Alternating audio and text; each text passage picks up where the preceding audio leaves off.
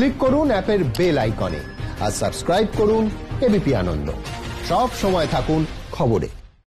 নমস্কার, দেখছেন এবিপি আনন্দ, আপনাদের সঙ্গে আমি অনুসুয়া। মনীষ শুক্লা খুনের তদন্তে বিহারে যাচ্ছে সিআইডি টিম। বিহারের নালন্দায় যাচ্ছে সিআইডি টিম।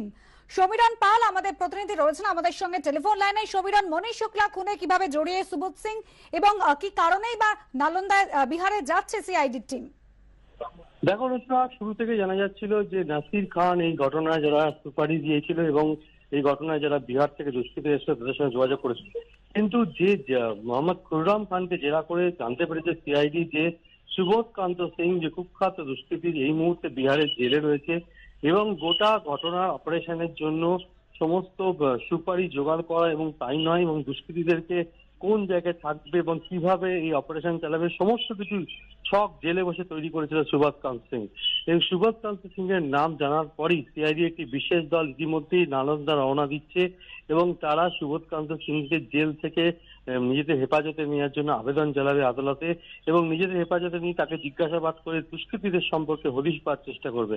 কেননা বিহারে ব্যারাকপুর কমিশনারের একটি বিশেষ দল গেছিল, তারা এখনো পর্যন্ত দুষ্কৃতীদের কোনো হদিশ পায়নি। কেননা যে সিসিটিভির ফুটেজ ঘটনার দিন পাওয়া গেছিল সেই সিসিটিভি ফুটেজ থেকে তাদের চেহারা স্পষ্ট নয় এবং সুবোধ যাদবকে গ্রেফতার করা আছে তাদের নাম সম্পর্কেও সঠিক তথ্য দিতে পারেনি, তাদের ডাক নাম জানতো।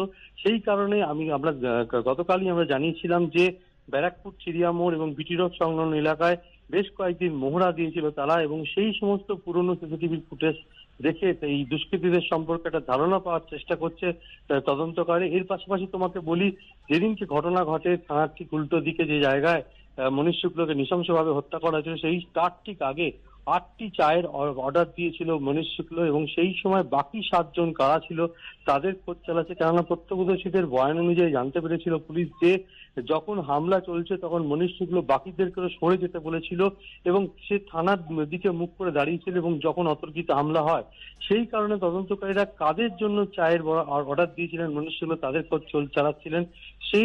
সেইখানে উপস্থিত ছিল যারা তাদের মধ্যে 2 জনকে আটক করে ব্যারাকপুর কমিশনারের গোয়েন্দারা জিজ্ঞাসাবাদ করছে, তাদের কাছ থেকে ধারণা পাওয়ার চেষ্টা হচ্ছে এবং তাদের কোনো যোগ আছে কিনা এই দুষ্কৃতীদের গতিবিধি জানিয়ে দেওয়ার ব্যাপারে সে সমস্ত দিক খতিয়ে দেখা হচ্ছে।